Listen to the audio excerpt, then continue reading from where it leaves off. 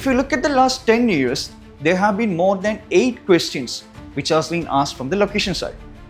Then how did you miss this? One of the mistakes that most of you have scored less in the 2025 prelims is that you have not focused on the micro themes. I am going to be talking about a number of strategies and also mistakes that you should avoid if you want to clear prelims in 2026. So I hope to see you all tomorrow at exactly 7 p.m. for a live webinar from Civilsdaily. Good day everyone, Sreejay here. Let me start by asking a very simple question. In the 2025 prelims, there was a question regarding ancient history regarding the Mahajanpadas. And the question was regarding the Mahajanpadas and the reviews that flows through it. So the options were Cambodia, Koshala, Asmaga, and also regarding Avanti. And also 4 different rivers passing through all these 4 Mahajanpadas. Now, ask yourself, have you got this correct? Or else, why didn't you get this correct? Because, let me tell you that locations in terms of ancient history are one of the significant micro themes. You know, if you look at the last 10 years, there have been more than 8 questions which has been asked from the location side. Then, how did you miss this? This was there in the NCERT. This was there in the NCERT given as a map. Then how could you miss this? You missed this because you didn't focus on the locations as a micro theme. Now, if I am to show you a number of questions which was asked from the same topic, here you can see that, here you have a question regarding the Ashokan rock edicts, which is also a location-based question. Here a question was asked regarding the Dauli, Eragudi, Jaugada, Kalsi, all of which are Ashokan edicts. This is a 2022 question. And here in 2020, UPSC have asked regarding the Guptan dynasty's ports. So here Gandashala, Kadura and Chaul are also ports from the Guptan dynasty. Again a location-based question. Here in 2019, you can see here, in this question UPSC have repeated a similar option such as Sohagura has been repeated twice in the same year. So Renya Ashoka, again regarding an Ashokan edict asked in 2019. Again a location based question. Here you can see here that a water harvesting and a management question has been asked. The answer is Dolabeda. Nonetheless, again a location based question. Again, if we look into the 2021 question, here you can see that Bursahung has been asked by UPSC, which is a Neolithic site, and also Chandrakittuga. This was asked in 2021, and also UPSC have repeated the same in 2024 as well. But now what about here? This was something I mentioned before. Sohagura has been asked once again, and here once again an Ashokan edict has been asked. Now, if you had all these references, if you knew that location was a significant micro theme in ancient history, then why didn't you focus on the locations even after knowing that this is one of the significant micro theme? Now, this is because that you didn't focus on the micro themes and you didn't make notes regarding the micro theme, or even you didn't even focus regarding the NCERTs, because in NCERTs you have a lot of maps regarding the megalithic site, Neolithic site, Mahajanpadas and also the Ashokan edicts. It's because that you didn't know that it was a significant important portion or a micro theme as we would say it. Now let's take another question. In 2025 again, a question was asked regarding the Reserve Bank of India, right? Now what was the question?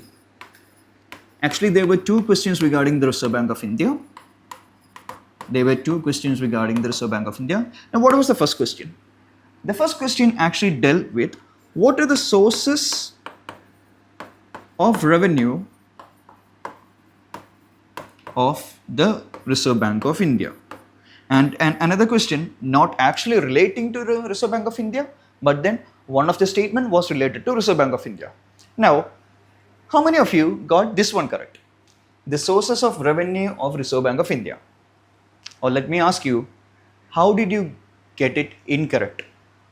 You know, Reserve Bank of India has been one of the favorite topics of UPSC. When you take the whole economics as a whole, maximum number of questions have been asked from Reserve Bank of India. I'll show you the questions here. So if you look into the PYQs, you can see here that here you have a monetary policy question regarding Reserve Bank of India. If RBI decides to adopt an expansionist policy, one question. You have RBI regarding the same, again a monetary policy question. Again you have a question regarding the RBI's monetary policy. On the right hand side also you can see a monetary policy question regarding the sterilization question, which was asked in 2024. Here in 2023 you can see in India the central bank's function, which is again with mention to the Reserve Bank of India. The lender of last resort usually refers to which of the following?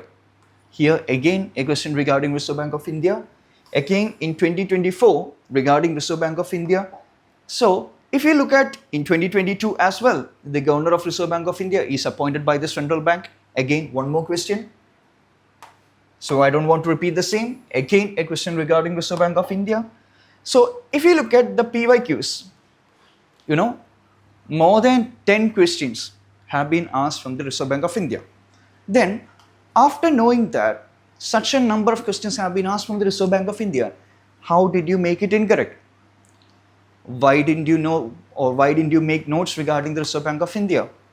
It's because that you have not analyzed the PYQs very well, and you did not know that Reserve Bank of India had this much importance in the PYQs, and you didn't bother to read about Reserve Bank of India as well, right? But now I hope you understand that Reserve Bank of India is a significant micro theme, and you should not repeat the same mistake that you did in 2025.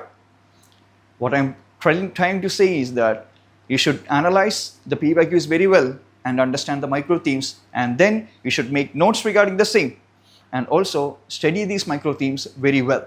Also, I'll give you another example. Now here in 2025 as well, a question was asked regarding the Mauryan administration. Mauryan administration. Now what is the question? The question dealt with Pradeshika, Rajuga and also Yukta are administrators of which among the following?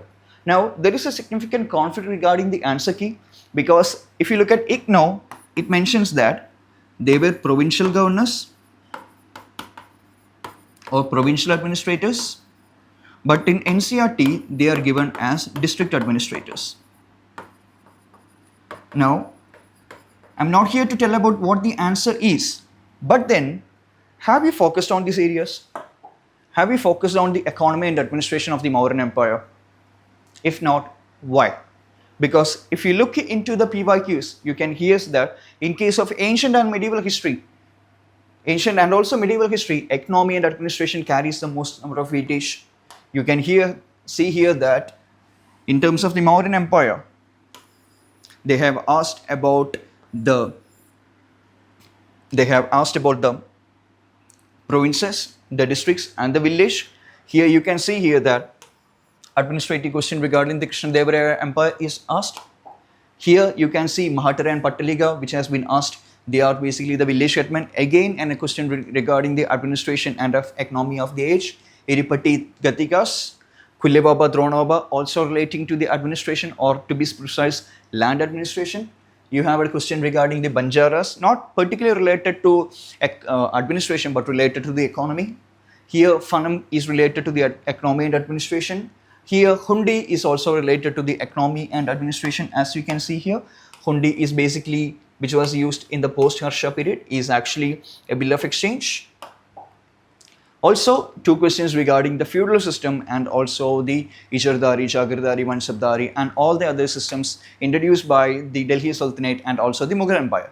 Now, if we knew that all these questions have come, if you knew that before, would you have focused on the Mauryan Empire?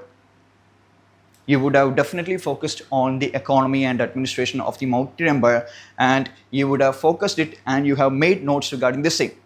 So one of the mistakes that most of you have scored less in the 2025 prelims is that you have not focused on the micro themes.